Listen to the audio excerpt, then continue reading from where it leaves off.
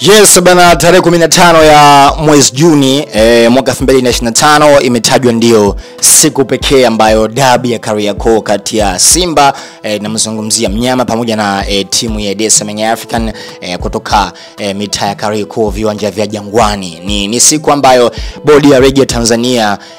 pamoja na TFF wameweza kuidhinisha siku rasmi ya mchezo huo, lakini bado hali ni tete baada ya Simba wao kuipokea taarifa hii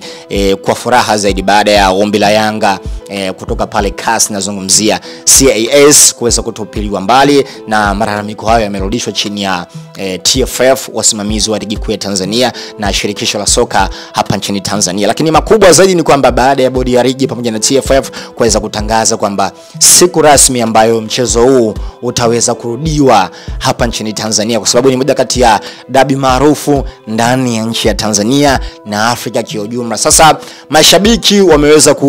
kujigawa tofauti, especially mashabiki wa timu ya Dar es Salaam African ambao wao wanaonesha kuungana na timu yao. Bodi ya timu ya Yanga na wao waliweza kupost kwenye mitandao ya kijamii na wakitoa ile taarifa rasmi kwamba hawataweza kushiriki katika mchezo huu ambao umeweza kupangwa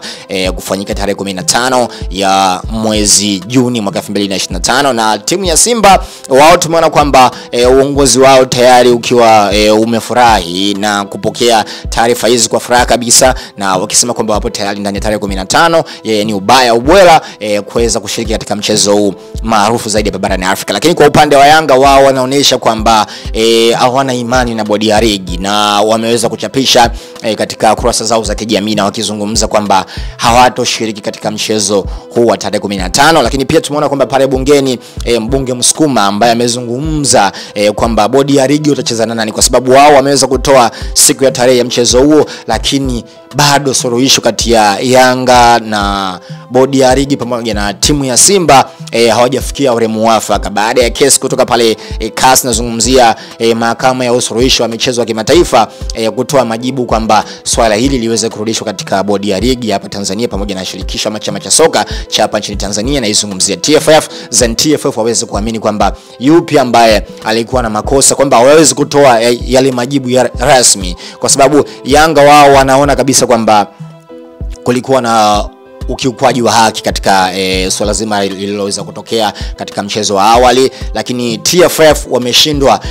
kuwapa Yanga majibu rasmi, na kwa hiyo Yanga wameweza kushutumu bodi ya ligi pamoja na timu ya Simba. Kwa hiyo Yanga wao walikuwa wana expect kwamba TFF waweze kutoa majibu rasmi kwamba kipi ambacho kingeweza kufanyika. Kwa hiyo wachambuzi mbalimbali wamekuwa wanazungumza kwamba Yanga wagewe haki yao, lakini pia tumeona kwamba swala hili sasa hivi limefika katika